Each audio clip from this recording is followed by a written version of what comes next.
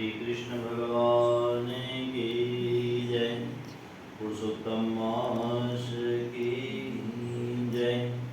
शान्ताकारं भुजङ्गशयनं पद्मनाभं सुरेशं विश्वाधारं गगनसदृशं मेघवर्णं शुभाङ्गं लक्ष्मीकान्तं कमलनयनं योगविरध्यात्मनिगम्यं वन्दे विष्णुं भवहरं सर्वलोकैकनाथनं। बोलो पुरुषोत्तम मास की जय।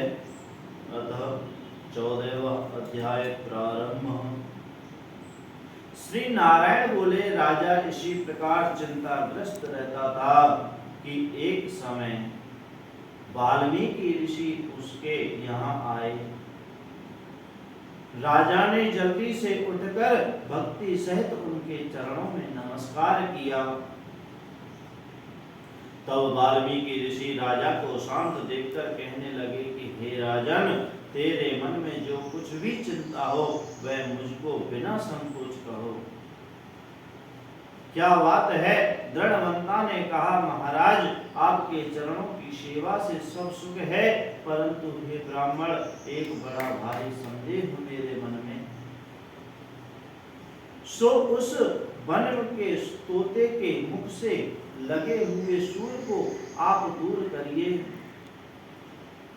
वाल्मीकि ऋषि राजा के यह वचन सुन बोले कि हे राजन, पूर्व जन्म में तुम द्रावण देश में ब्राह्मण के घर में ताम्रपत्र के किनारे उत्पन्न हुए थे। सदैव तुम्हारा नाम था। तुम धार्मिक सत्यवादी, जितना मिले उतने में ही संतुष्ट रहने वाले थे।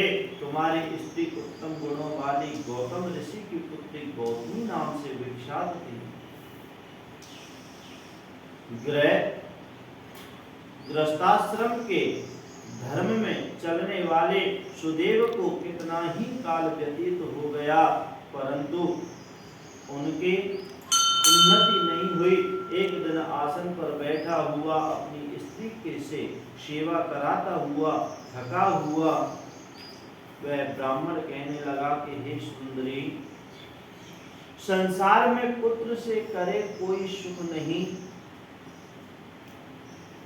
पुत्र से परे कोई सुख नहीं, क्योंकि तप दान से उत्पन्न पुत्र परलोक में सुख देते हैं।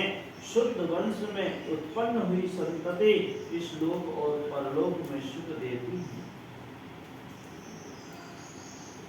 उस श्रेष्ठ संतति को मैं प्राप्त ना कर सका तो मेरा जीना ही व्यर्थ है। मैंने उसे वेदा अध्ययन नहीं कराया, ना उसका विवाह आदि किया, अतः मेरा जन्म वृथा है।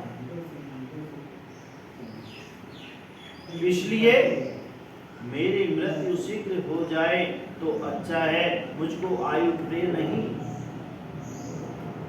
इस प्रकार अपने पति के वचनों को सुनकर उस सुंदरी के मन में अत्यंत दुख हुआ और बोली कि हे प्राणेश्वर, ऐसे तुच्छ बात मत कहो।